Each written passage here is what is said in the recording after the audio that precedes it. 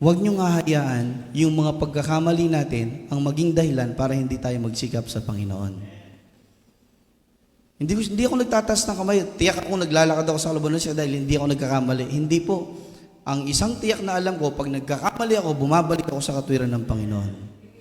Yun ba pinagsisikapan natin, mga kapatid? Amen. And that is valuing what God is doing in our life. Kaya pasalamat tayo. Pwede yun sa Panginoon. Sa batas ng tao, hindi. Pag nagkamali ka, ikukulong at paparusahan ko mo ng diretsyo. Pagkatapos, sige, pag pinalaya ka, doon ka palang magpo-perform ng bagong buhay mo. Salamat sa Panginoon, pag nagkamali ka ngayon, in a snap, you can change your thinking, you can change your heart, you can change whatever you're doing, and you respond in this life. Pwede. Hindi naman, kasi ang tanong, Pastor, tanggap ba ng Diyos yun? Yung kala mo pilit, kala mo may hypocrisy. Nandito lang ako kasi napipilitan ako. Maganda na yung pinilit mo, kasi dito pa lang, handa ka magpabago. Kaysa doon sa nasa bahay ka, hindi mo alam at tugon na sa sarili mo, wala ka na lang ginawa. Hindi ka na nagpuri, hindi ka na nagpasalamat, wala pang nabago sa pananaw at pagtugon mo sa Panginoon.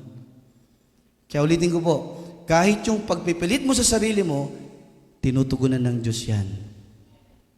Andiyan po kayo? Sinong napilitan sa gabing ito? Yung totoo. Wala o ayaw umamin. Naghapon na tayo nagtatrabaho, mga kapatid. Sinong napagod? Amen. Salamat sa Panginoon sa kapaguran na yan. Nagamit sa kalooban ng Panginoon. Pero yung iba, binabad mo, pinipilit lang tayo. Hindi, mga kapatid. Ang pagpapasalamat, buhay pasasalamat, proseso kasi.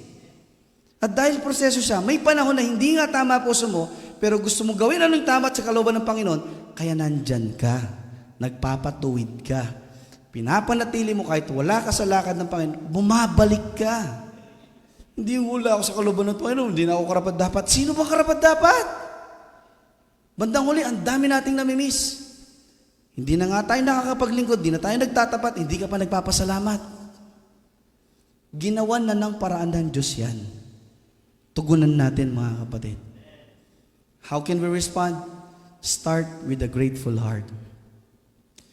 Papasalamat tayo kahit sino ka pa. Ang gusto kasi nating patunayan kung sino ang Diyos sa buhay natin. Kaya this, ulitin ko, is not all about you. It's not all about me. It's all about God. Dahil sa Panginoon, mga kapatid. Kaya please, bantayan natin yung epekto nito. Yung moment by moment, there are times that you will act like napakalayo ng Panginoon. You may feel like, you may think like, wala ang Diyos. Pero I am telling you, He is there.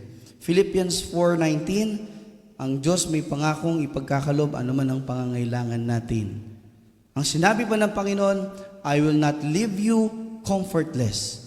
Lahat ng mga mananampalatayang hindi panatag ngayon, andyan ang presensya ng Panginoon. At pag ikaw ay napanatag na, may katiyakan ka lang na ang Diyos ang nagpanatag sa iyo. Kaya ulitin ko po, maghanda. Hindi talaga sa oras ng lahat ng paglilingkod, komportable kayo sa inakaupuan ninyo. May panahon na hindi kayo komportable dyan. Pero ba't nandito kayo?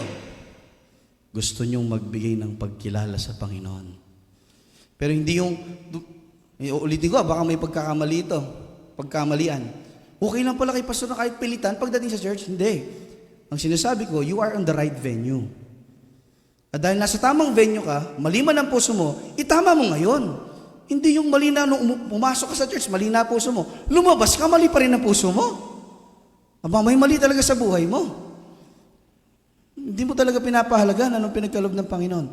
And that's the reason why we have church. We have congregation. We have the Word of God that time to time, itinutuwid ang buhay natin kasi walang perpekto sa atin, mga kapatid. Kaya, burahin din yung sa ating mga pananaw. Makanyanin naman yung kapatid. Magbayo. Pasalamat ka, Tsuya. Babaywanan yung Ginoo. Hello? At pasalamat ka, nandyan ka pa rin. Kasi kahit anong pangit sa buhay mo, babaguhin ng Diyos yan.